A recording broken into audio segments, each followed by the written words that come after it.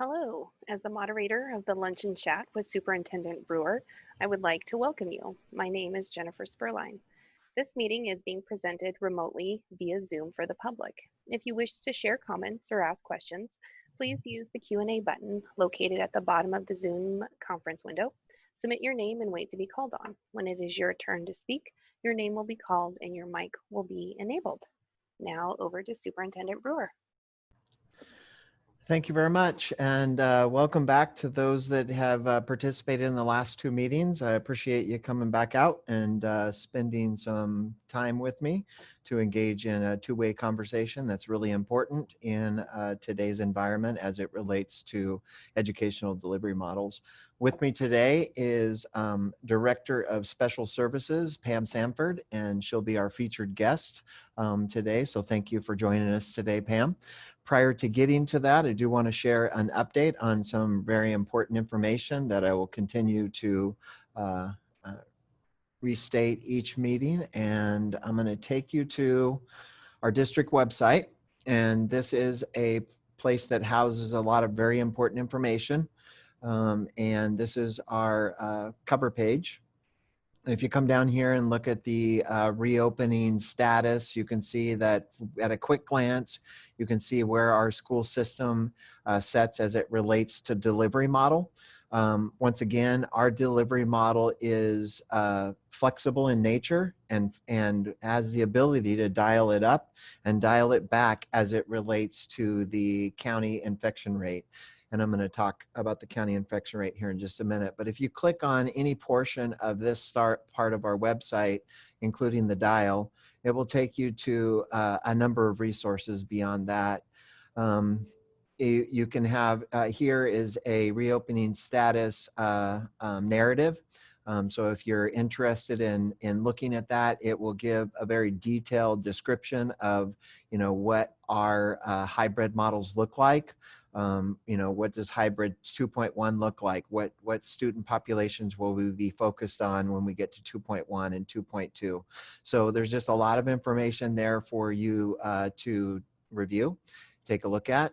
But beyond that, we have our CView website is there as well. We have free Wi-Fi locations across the district. How do I get family technology support? If your family is in need of resources, we have contact information for our family navigator, childcare information, food pickup locations. I want to hit on this for just a minute. So this year we're really excited. We have two ways for families to access food service. One is we're running our bus routes in the morning. And, if you click on this link right here, it will pull up the bus routes. Jen, can you see the bus routes? Okay. I sure can, yes. So you can see Route 1, which services this area, and you can see the area or the drop-off zones that we will execute, as well as the times. And you can see there's a number of routes through the district. And so I encourage you, if you're on a bus route, to take a look at this link, and it will give you the ability to find a food service option near you. The second way that families can access lunch and breakfast is going to their neighborhood school. So all 8 of our sites across the district operate lunch service from 11:30 a.m. to 1 p.m. out in front of the entrance. So really important information. I want to continue to share that. And if you have any problems with food service and deliveries, most certainly reach out to us and let us know. So with that, we also have information on a reopening plan. The entire reopening plan is listed there. We have archived messages and other supporting documentation. The other support documents, if you click on that, you can go in and see how did we get to where we're at today with regards to our reopening plan. There's access to parent survey results that we did in June, considerations from CDC, considerations from the Washington State Health Department, Governor Inslee's proclamation, all of the above. So a lot of really good information there for families to access. So with that being said, our dial here is directly uh, coordinated to our county rates, our number of COVID cases in our county per 100,000. We did this so that, you know, we can monitor the infection rate within the county, and again, dial our services up and down based on that. I have some really good news today. This is a link I shared last week, and I will put it again in the chat today. But the Clallam County is tracking this data every day for the public, and it's got some really clear and concise information in one location for you to consider. So you can see the total confirmed cases, you can see hospitalizations, how many folks are currently in the hospital, how many deaths, cases recovered, the total tests performed. Now that's the entire duration of the COVID experience, the percent of positivity rates. But this is the one I really want to reference that's directly connected to our services for the Port Angeles School District. The rate of cases per 100,000 in the last 14 days right now is at 25. And the number of days that we've been less than 25 is at 11. Our county official, if you remember recent conversations, our county official and the Washington State Department of Health have taken the position that when you have an infection or when you have a cases per 100,000 that exceeds 75, it's not safe to open schools, and with minus some limited options. And so that's considered the high range. The moderate range is considered 25 to 75, and the low range is considered less than 25. And so you can see that we're firmly now in the moderate range. In fact, we're really close to entering the low range, which is less than 25. That's the key for us to start, you know, ramping up more in-person services for our students. And so I'm really excited. Our goal here, or not our goal, our county official, Dr. Allison Unthink, has referenced when we reach 28 days, 28 consecutive days, less than 75 cases per 100,000, we can start to resume some hybrid services. And so really exciting. We're almost halfway there. So the community's doing a great job. We did have that spike a few weeks back, but now we're getting back down into a moderate and maybe even a low range. So here's some more information. You can see the age distribution, you know, across our county. You can see where are the cases located. You know, you can see the total since the pandemic began. You can see also the last 14 days where those cases are at this point in time. So that being said, I'm going to copy and paste this link into the chat so that if you want to bookmark this page and continue to monitor it as I do, you're welcome to do so. So with that being said, it's now a pleasure to introduce Pam Samford. She's the Director of Special Services. So Pam, welcome. Thank you very much. It's nice to follow some positive news for our county when I start speaking about all the great things that are happening with special services. So we have been a very, very busy department with some amazing staff that have really taken the lead out here on the peninsula to ensure that services are being provided for our students with exceptional needs. And I guess the great place to start would be just to kind of highlight some successes that we had this summer.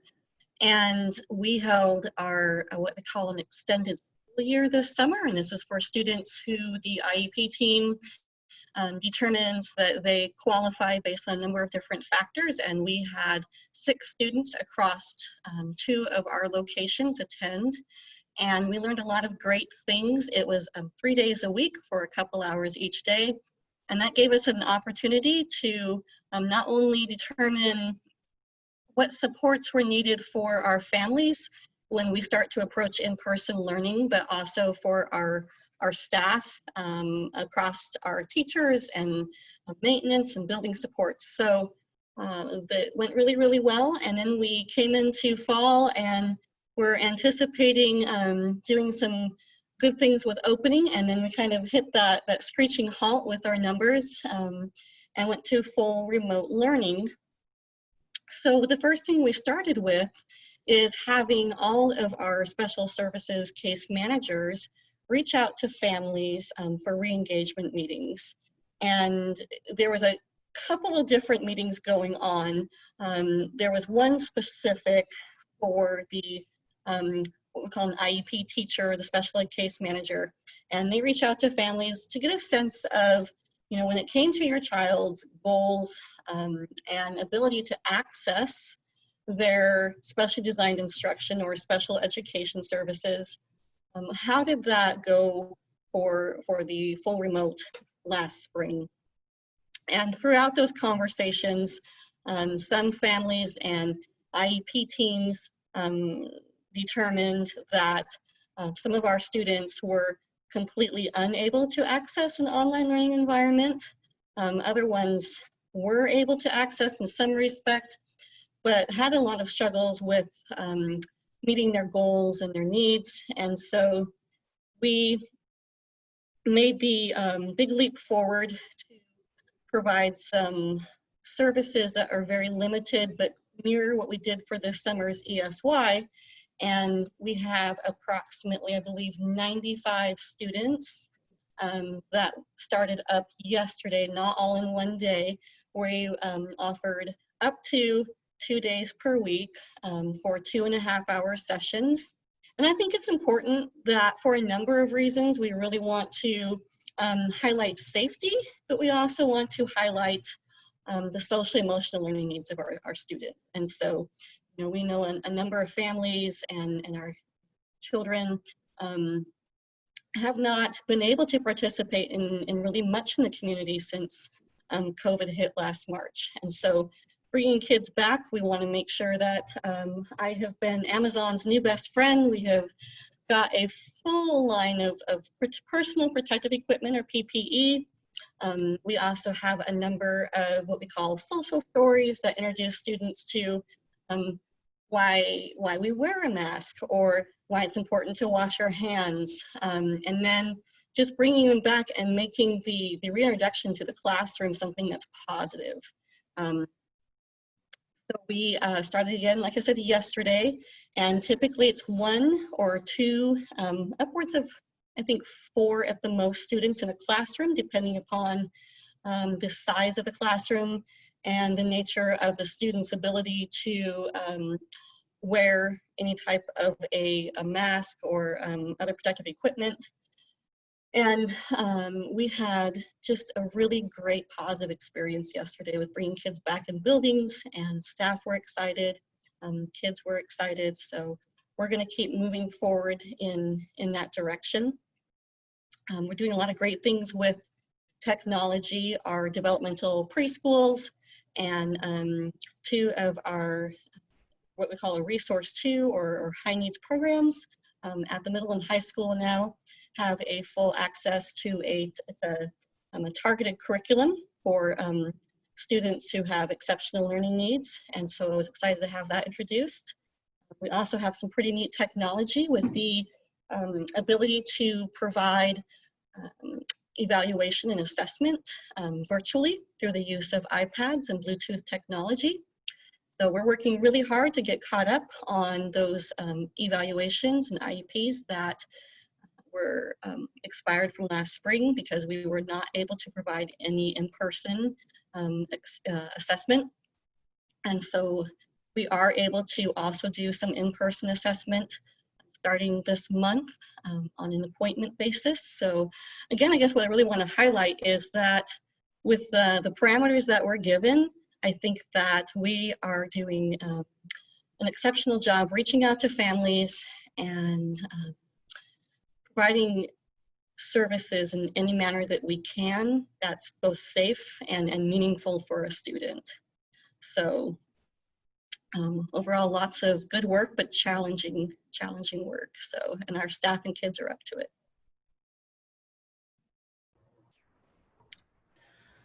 All right, thank you. Pam. I appreciate that. Yeah. Again, I want to re-emphasize the fact that, our staff and students, I mean, our staff was really excited yesterday to welcome students back on our campus.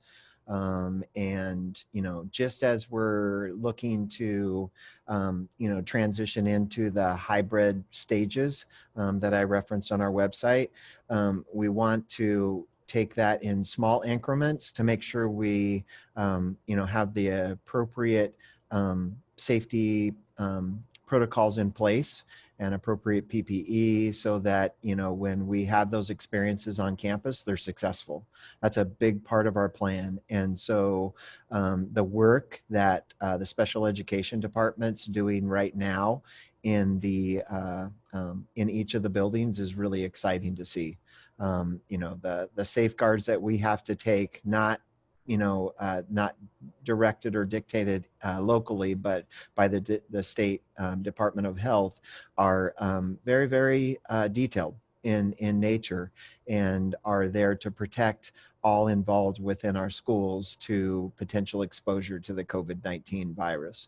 So I want to thank, all the SPED teachers and also Pam with the work that they've done to kind of start that process as we start to ramp up services in our school district. It's an exciting time. So thank you, Pam, to you and your team for doing so.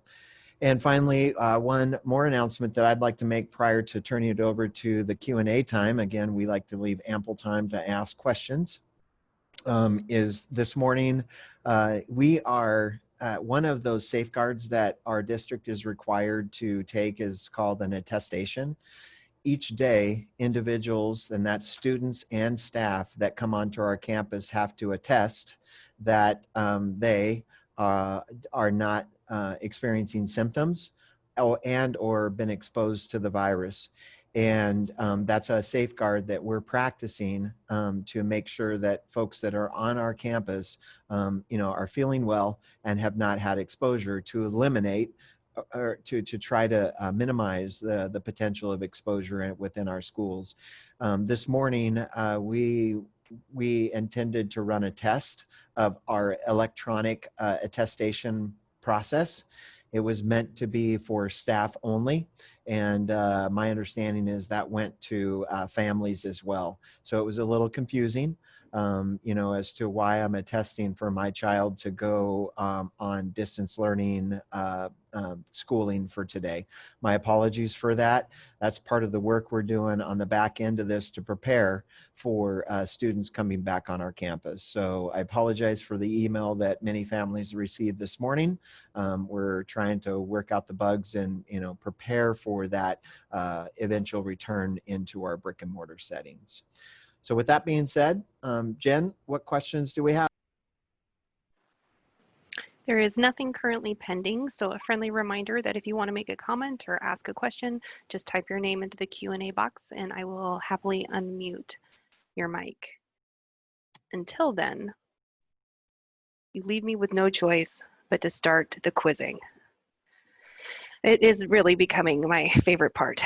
Okay, Marty, do you know the approximate population of the city of Port Angeles? Oh. I know. I didn't know it, I have to say.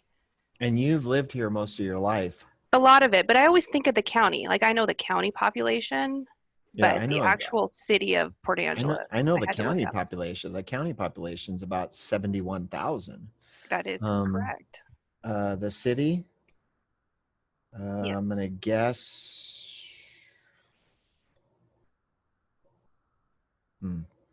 25,000. Not too bad. So the number I pulled, and this was just off, online, and it wasn't this year. We were at about 20,600.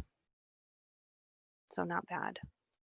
Yeah, and so the listeners can tell I most certainly didn't have a chance to prep for that. Thank you No. very much, Jen. You pull up all these really hard questions. I'm apprised to the county because I'm watching the cases per 100,000, and I know we have about 71,000. But thank you, Yep. right around 20,000. There you Thank go. you, thank you, Allison and Chris. 19,600. Yep. Okay. So So, the next hard question goes to Pam. oh, okay, Pam. Well, this is more just of a, I didn't know this until I started looking into all things Port Angeles, that the actual city of Port Angeles has had multiple names. Can you even guess at maybe one of them, Pam? Um, no, and usually I'm pretty good at random facts. You know, I like to read a lot of signs. I spend a lot of time enjoying this city, but no, wow, that's even worse. I can't even like throw out a number. Yeah. Well, so I don't feel too bad. I got this information off the actual City of Port Angeles website. They had a history section, and so one of the names was called False Dungeness, which I found very interesting because it, I guess, resembled the Dungeness spit was the Edis Hook did. So I just thought the False Dungeness was pretty comical. There was also a French name that I won't try to try to name. But anyway, it was very interesting. And Shonda Hicks has saved the day with a question. Thank you, Shonda. I will get to you. And if you have a mic, you are now enabled.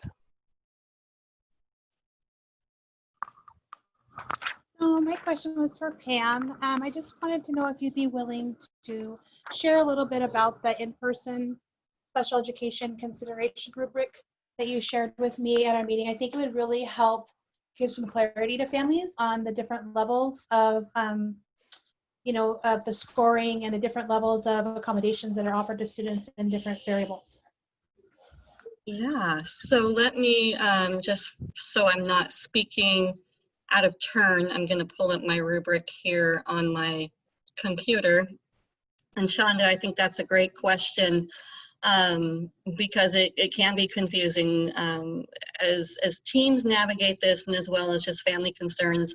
How does my child get to access this? Why does this child is provided this, and et cetera. So the rubric was adapted from one of our other local ESDs, ESD 112, and it's a scoring rubric that assists groups, teams with determining if a student is appropriate for in-person learning while either we're on a full online stage like we are now, or if we ramp up stages to hybrid for certain grade bands, etc. So there's three columns or categories on this rubric, and one category is the safe distancing or PPE usage. And students are assigned a score, with the highest score being the student that can maintain at least a 6-foot distance and can wear appropriate PPE, such as a mask. And we do know that we are not going to deny a student with a disability their opportunity for education in person if the team determines they need it, just because they can't wear a mask. But then that puts us into a different category, and teams really need to discuss the risk benefit there. If we have a student that cannot wear a mask but can stay an appropriate distance from peers, or is able to maintain a safe space in a classroom, that's different from, say, a student who cannot wear a mask, but again, may have behaviors based on disability that lead to much more physical interaction. And again, maintaining safety are really is key priority there. So if a student has significant, what we call externalizing behaviors that lead to really unsafe close interactions between the student and staff or student and peer multiple times a day, that becomes a bigger consideration. Is, are they appropriate for in-person learning during COVID, during our closure? The next column is student access of remote learning offerings during the spring. And so that was that piece I spoke about. Did the student have, the equipment? Does the family have access to equipment? And I think the district's done an amazing job working with our local broadband companies, working with local agencies to secure equipment, Chromebooks, et cetera, for families. But just because a student had access to the physical piece, can they access remote learning based on disability? So again, I spoke to students who may be nonverbal, but even with the use of technology, say an eye gaze device or something else, still can't access the remote learning, or there's a variety of disabilities that would prevent the access. So students who were completely unable to access those opportunities in spring also received a high score, which led them to be more inclined to receive this in-person learning right now. And then the last column is whether or not a student benefited from remote learning offerings in the spring. And so yes, they may have had access, yes, they may have been able to use the Chromebook or assistive technology in some manner, but we still showed that they didn't make progress on their IEP goals, and have meaningful benefit to those goals. And so what staff were instructed to do following our closure by the governor last March was to collect data points. And those data points included a March closure data point, a June data point, and then I have asked them to collect a data point by the first part of October. And you may ask, well, why October? Why not right now? And I came up with, I call it the first pancake theory. And so whenever we make pancakes, we all have that first pancake. And yeah, it's edible, but just doesn't come out quite right. And so as we are easing students back into instruction, data points that we collect right now may be like that first pancake, where we're getting some data, but it may not be completely indicative of a student who is fully engaged and ready to learn. So we look at those data points. We also look at progress reports. I had every teacher submit to me their forms. Some kept spreadsheets, some kept, I even got a binder of handwritten notes and sticky notes from a teacher. And they also documented anecdotally. Parent was unable to engage child, therefore child did not complete assignment, etc. So lots of things going on there, but overall, those are the three key categories of safe distancing, PPE usage, the ability to access, and the ability to benefit from that remote instruction. Then that's the core of what teams talk about. And the higher you score on that rubric, the more likely a team is to make a decision for some form of in-person learning to start with. And again, you keep hearing me talk about teams, and I really, as a director and an educator for several years now, really abide by that team process. And certainly families, students, teachers, service providers, et cetera, they're all part of that team to look at that. So did I cover it, Shonda? Did I overcover it? What do you think? No, I think you did great. It was great. And is that rubric available to families to see, or is that something if they emailed you that you could pass it on to them? Because it's a great visual. It's one of the best tools I've seen. And I've been working with some districts, and I think that sharing it would be great, Pam. Yeah, I will look for a method to share that. I will work with, I'll make sure that that gets shared out. All teams have it. I have I'm a big fan of our Google Drive system, and I love that, that we're all using it within our district. And so every teacher, every principal, every service provider has access to that rubric, and definitely I will look for a method to get that published to the public. Great question, thank you. Okay, next up is Miss Keywood. I think it's a miss. I'm really sorry. I do not want to butcher your first name. So if you could tell us how to pronounce your first name. Hope you have a mic. If not, you're going to make me say it. I think it's Brielle. It looks like Brielle. All right. Well, it doesn't seem like you have a mic, so I will happily ask your question.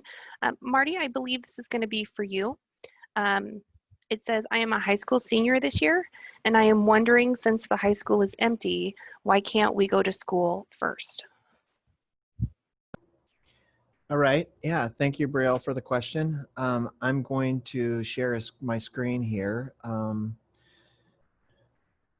This is a document produced by the Washington State Department of Health, and our reopening plan aligns to this document.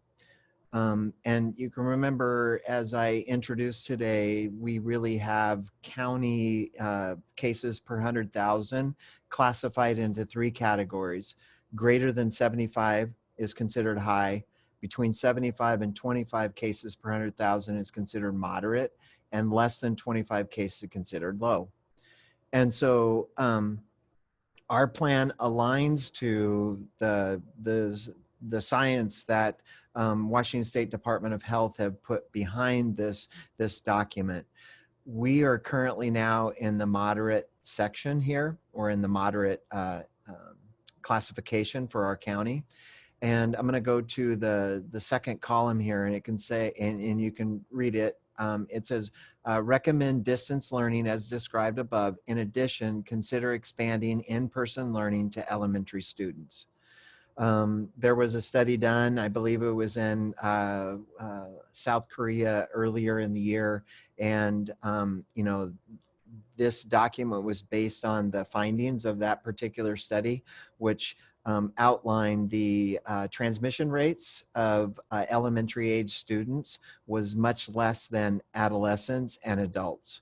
And so Washington State Department of Health used that to help, you know, create this, what they call a decision tree for reopening.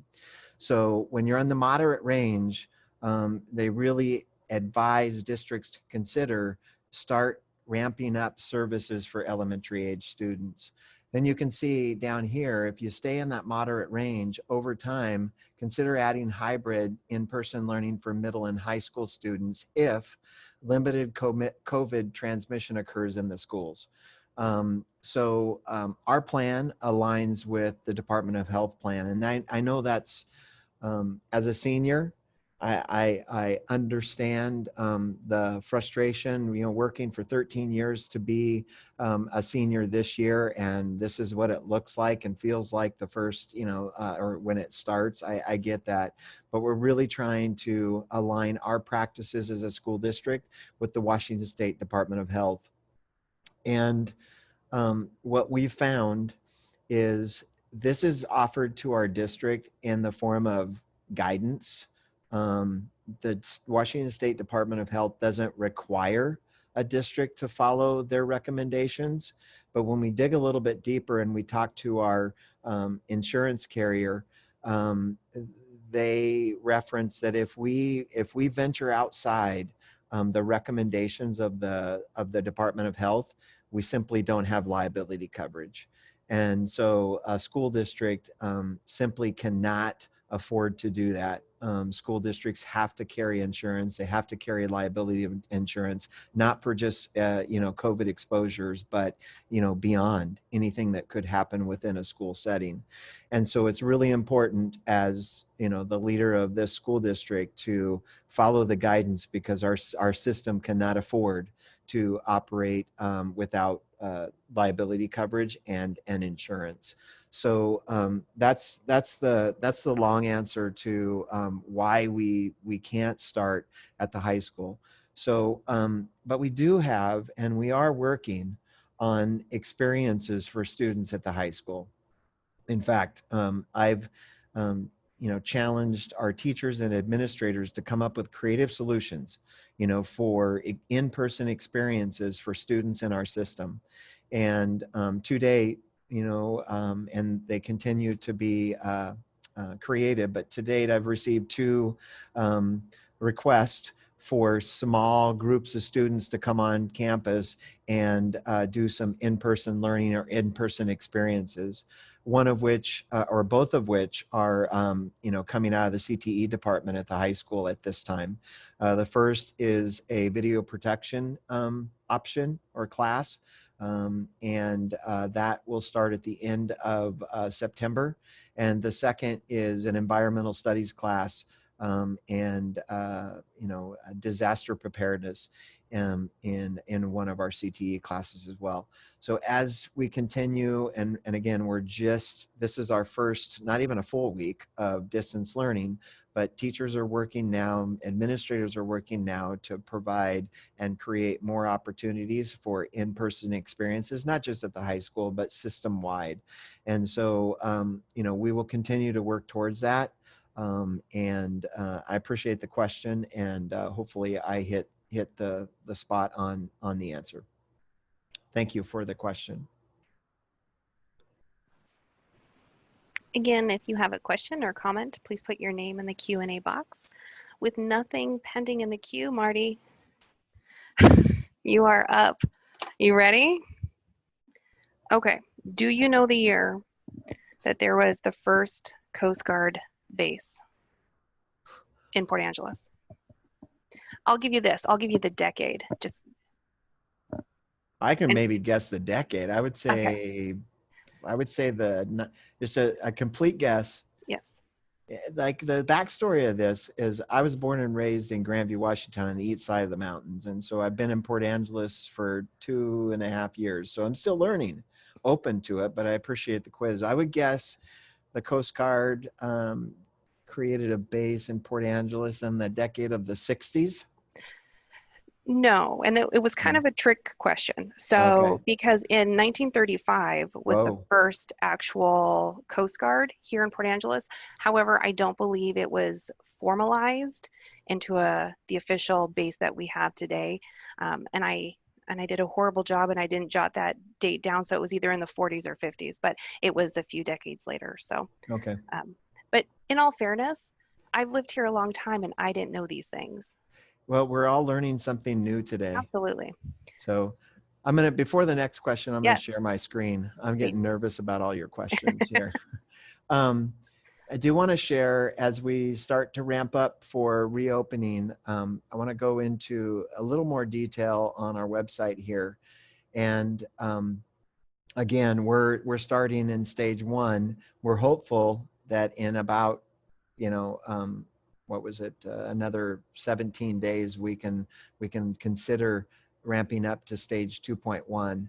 And stage 2.1, which is step 1 of hybrid, we're really going to be focusing on kinder through 2nd grade in an AB model. Again, the reason why AB is one of the guiding points from the Department of Health is we have to maintain 6-foot social distancing within classrooms. So you take the square footage of a classroom and you have to have a 6-foot bubble, so to speak, for every student and staff member within that classroom. That creates a scenario where we can put anywhere from, depending on the size of the classroom, 12 to 15 students in a particular classroom, which then drives the decision that we have to be on an AB model.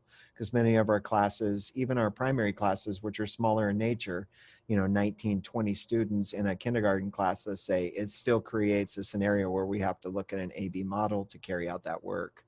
So, but when we venture into hybrid 2.1, and as I spoke on that decision tree from the Department of Health, it kind of referenced building on successes to get to the middle and the high school.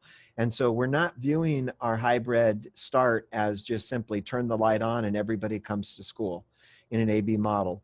We're going to develop and we're going to have a transition plan so that when, K through 2, if we have kindergarten come first and we work with our kindergarten students to, learn the new day as it relates in the COVID world with regards to procedures and social distancing and mask and where do I what's lunch look like. So as we work out those procedures, for kindergartners, and we're successfully doing that, then we're going to bring in the first graders, and then we'll bring in the second graders. That's 2.1.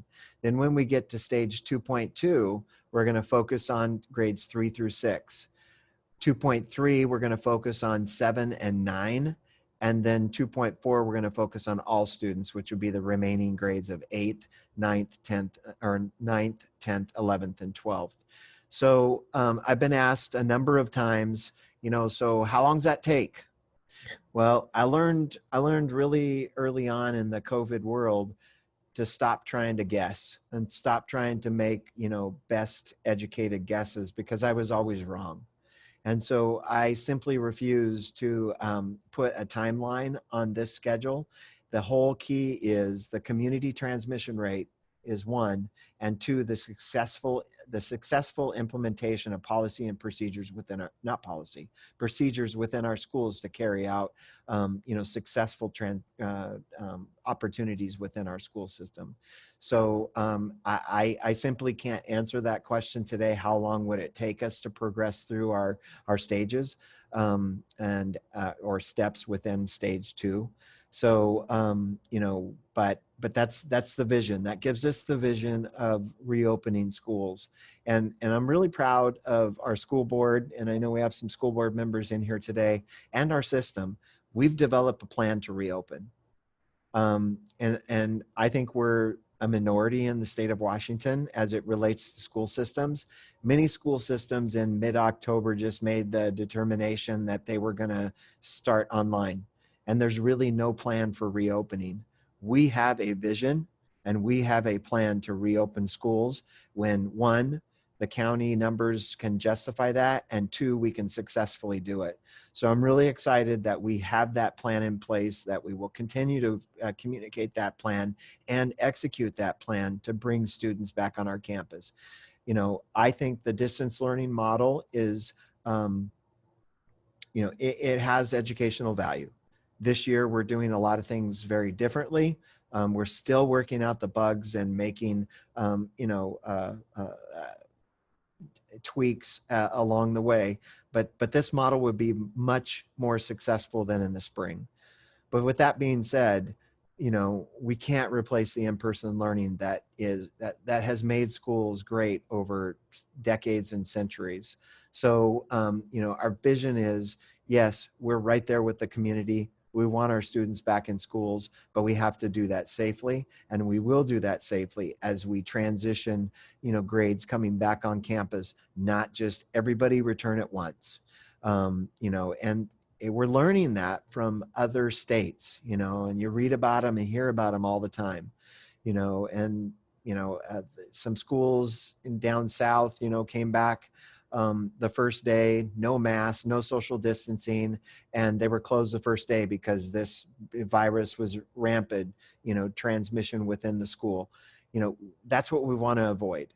We want to avoid the potential of coming back to school and not having the appropriate safeguards in place to make sure we can do it well, and avoid community transmission. And that's one of the keys or the pillars of success. And so I really want to continue to communicate that, because it's not going to be as simple as everybody comes back to campus on the same day. We have to start slow, be very intentional with our practice, and do it right. If we do it that way and our county numbers continue to stay low, we have a chance to get all of our students back on campus. And again, where I started this conversation, we have a plan to do that. Many districts do not, and I'm proud of this, this district for doing so. So thank you, Jen. Okay, there are still no questions or comments in the queue. So as we wait for that, oh, we do have one, but this person does not have a mic. So I will ask the question. Let's see. Okay, it's a little lengthy, so please bear with me here. Encouraging seasonal flu shots and masks, distancing, hand washing, avoiding big gatherings is key, and staying home when sick. Getting COVID tests and availability of tests and getting results quickly will be super helpful. Could you speak to a scenario about a possible case of COVID in the school? Has it already been planned for? What the protocols would be, whether a cohort would be quarantined? We have seen area businesses closed. Yeah, great question. Yes, we have current procedures in place, and it's detailed in nature. It starts with, minus the exception that Pam referenced earlier. Students and staff must wear masks, and if a student has a disability that will not allow them to wear a mask, that's the only exception.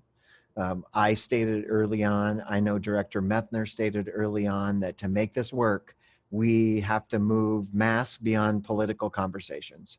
I'm not here to preach any political side other than my agenda is to get students back in school. To get students back in school, it starts with everybody participating and agreeing and practicing wearing masks within our schools. And so we're committed to that.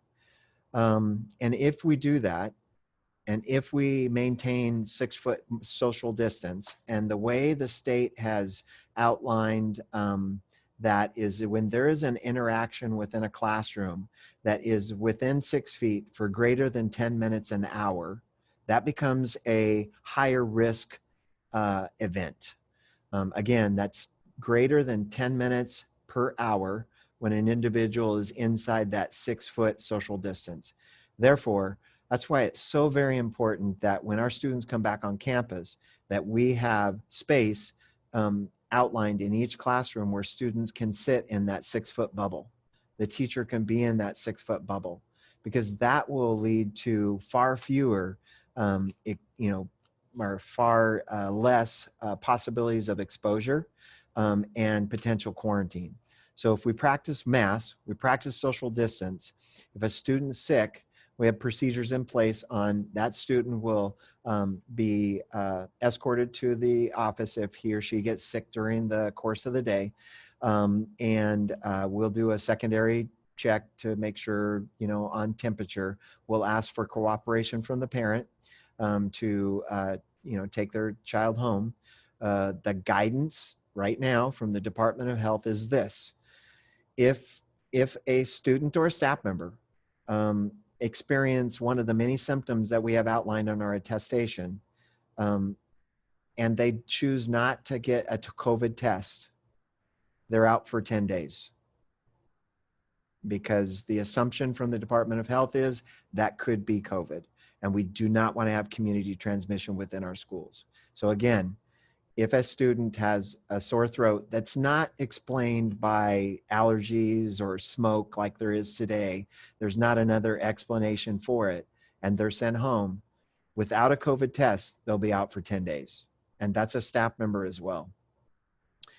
If the student or staff have a symptom that's unexplainable and they want to go get a test on their own accord, they can do so. If they're negative after the test, then they can return 24 hours after breaking that symptom. So those safeguards will give us the ability to limit the possibility of transmission within our schools. And I forgot the most important step up front, the attestation that I apologized earlier for sending out to families that created some confusion.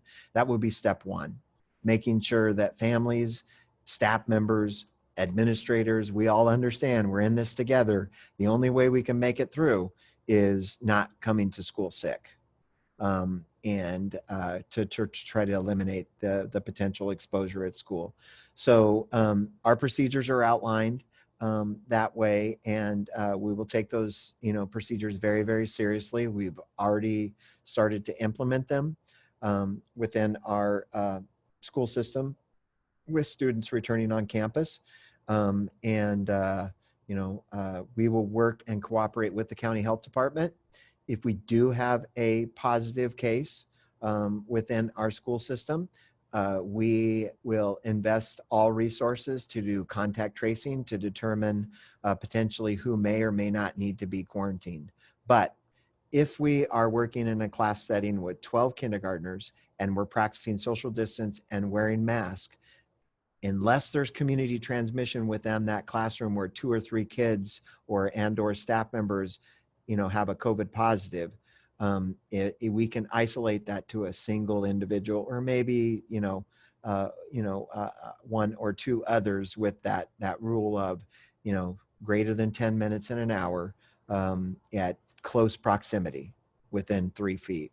So, but we will cooperate with the county health department, and we're actually going to work with our nurses to train them on contact tracing as well, to try to do everything in our power, that if we do end up with a positive, we are very proactive to eliminating the potential of transmission within our schools. And beyond that, we're committed to cleaning surfaces. We've reallocated our night custodians to work modified shifts during the day, so that their whole sole priority of their job is to clean hard surfaces and keep hard surfaces clean. So I think we have the appropriate safeguards in place to eliminate, or not eliminate, but significantly reduce the potential of transmission within our schools on behalf of our students and our staff. Did I get to, is there anything else I want that was needed in that answer? Oh, let me just revisit. She was just wanting you to speak to the scenario of a possible case, and has that been planned for? Okay. So I think you did. All right, thank you. Again, we have about 8 minutes remaining. So if you have a comment or a question for Marty or Pam, please put your name in the Q&A. And waiting for that. Next question. How many inches of rain does Port Angeles get a year? I know this. It's shockingly low. It's less than Seattle. That is true. Yeah. The difference between Seattle and Port Angeles is Seattle drizzles all the time, and we get hard, rain from time to time, but it's much less than Seattle. And I think Seattle is about 32 to 40 inches a year, and we're much less. I'm going to say 24 inches a year. Well, that's pretty darn close. So I will say, if you can trust the internet, I found different numbers. So I found 25 inches, but then, so you were really close. And then I also found 35. So maybe it's a range, 25 maybe it to 35. is a range, but you are correct. We do get less than Seattle. Okay. I was shocked, because when it rains out here, we get rain, but it doesn't drizzle all the time. So, yeah. And we do benefit from that rain shadow, or the rain shadow that exists. Yes. That Squim's known for, but I think we have some of that as well. All right, still waiting on a question or comment. So next one, no one's saving you yet. So another question. Somebody please save me. How many people visited the Olympic National Park in 2019? Yeah, I think I know this too. Or I can get close, maybe. I'm going to say 3 million. That is really close. 3.25. Nice. I'm impressed. And I want everybody listening. I haven't prep. She hasn't given me any prep on this, but yeah, I thought I would be pretty close on that one. Yeah. Although he may have asked for prep, but I said no. No, I did not. Oh, okay. I'm just being silly. Okay. The last question I have is, in 1953, the city of Port Angeles received the All-American Award. Do you know what award that is, or what it means, or what it takes to get, I guess? No, I didn't know either. I can't answer that one. But it's a pretty great award, and I think it's really neat that our city got it. It recognizes the work of a community using inclusive civic engagement to address critical issues and create stronger connections among residents, businesses, nonprofit, and government leaders. Nice. So I think it's pretty cool. Yeah. All right, we have 5 minutes remaining, and I am out of questions. Okay, well, maybe I can fill it with a little bit of information here. So every 4 years, our district runs what's called an EP&O levy, and it's used to be called the Maintenance and Operations Levy. Now it's called EP&O, which is Educational Programs and Operations. Our EP&O levy we collect about $5.6 million a year, and it's meant to pay for the services that a school district can provide beyond state funding. And so our EP&O pays for things like music education. One of the core values of this school district is the music ed program. We have a phenomenal music education program, but that, simply put, that's not funded by the state of Washington. That's funded by local taxpayers. So all of our teachers and performances and travel that is associated with music education comes out of our EP&O. Another area that we spend our EP&O is around athletics. Athletics and activities are funded 100% by our EP&O. The state doesn't fund any portion of that. And that includes activities. It's not considered basic education. We also fund out of our EP&O the student support services. Things like nurses, counselors, school psychologists, family navigators, mental health counselors. All of those are either not funded or minimally funded by the state of Washington. An example being, we have about 3,500 students in our district, and the state funds in nursing about a half-time nurse. So 4 hours of a nurse for 3,500 students. We know that can't meet the need, so we hire additional nurses out of our EP&O. Same thing around counselors. We don't have funding for a full-time counselor in each of our elementary schools. In fact, many of those are less than a half-time counselor. We made a commitment many years ago that counseling is super important, especially in today's world. And so we pay for the remaining balance to have, counselors, full-time counselors in each of our schools. School psychologists, which are, a key part of the evaluation process for IEPs, we get funded for a fraction of a school psych. I can't remember, but it's not even a quarter of a school psych for the whole district. And we purchase additional school psychs to go through the evaluation process for a number of students, but as important, our special ed students. So we receive some funding for student support services, but we make up the difference and actually bring the staffing up to meet the need of the district with student support services dollars from EP&O. And the last bucket of money that we target with our EP&O is special education. And I'm glad we're focusing on this today because it is my pet peeve. And everybody within this room helped me share this story. The state funds basic education. And fully funds. That was part of the McCleary decision, fully fund basic education for the state of Washington students. But the state doesn't fully fund special ed. And that drives me nuts, because when I'm a student that qualify for special ed services, that is my basic education planning or basic education delivery model. So I continue to advocate with state leaders, and I ask everybody in this room do the same with me. The state, to fully fund basic education, has to fully fund special education.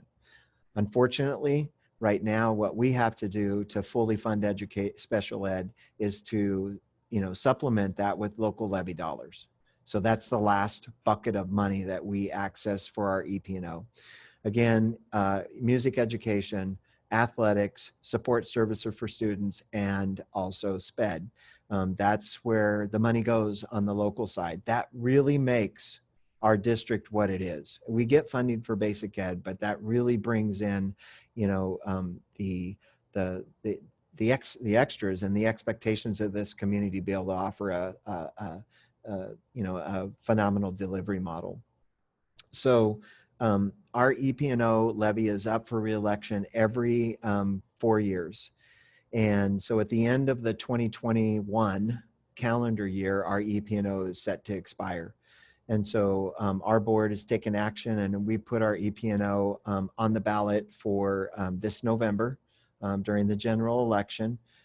It is maintaining the $1.50 rate to collect those funds and continue those services. So in the coming weeks, you'll hear and see more information about this EP&O. Every community member will receive a mailer.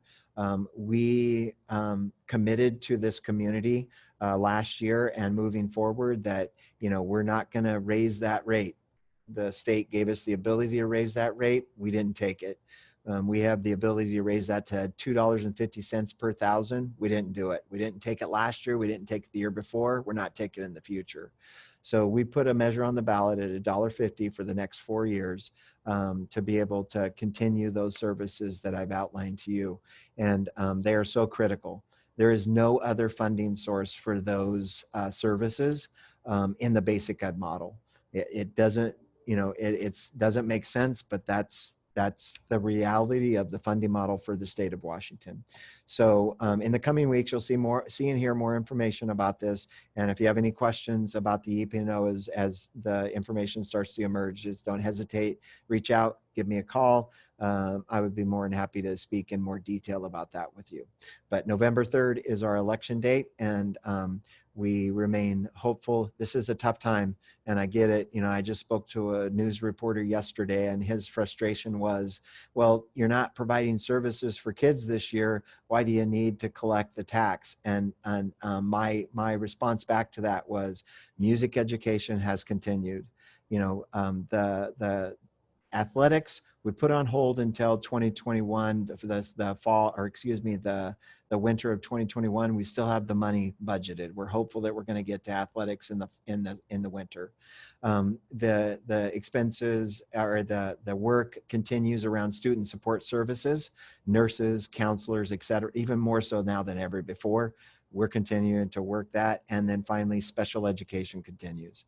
And so, you know, we are continuing to utilize those resources for good of our community. And we're working to make sure that our community sees, you know, musical performances. We know we can't do them in person, but how can we do them? So we're continuing the good work. We're going to get beyond the COVID experience here. And this is really an investment in, you know, in the future and moving forward for Port Angeles beyond COVID that really make our district stand apart from any other district in the state of Washington. So I encourage you to reach out to me, send any questions you might have my way, or give me a call, come in and talk to me. We're not going to make it a real active campaign. This is routine business for the district. So we encourage, you know, parents to get out and talk about it and ask questions if you have it. And we remain hopeful that that will be a success story for our district, and we will continue the services that we've been able to outline with you today. So with that being said, I strategically filled that last spot so that I didn't have any more tough questions from Jen. I appreciate everybody coming out today, and I hope that you will come back next week and continue this conversation. It's really important that we have two-way communication in today's times with all the changes, and you know, as we're rolling out new plans and new models, this is really important to me to hear from the community and have an open line of communication on a routine basis. So I appreciate your time today. And Jen, do you have anything else for us, or are we ready to sign off? Nothing further, just next week. It's going to be CTE and music. So please come back and have questions. Outstanding. Looking forward to it. Thank you very much for your time, and have a great day and a good weekend.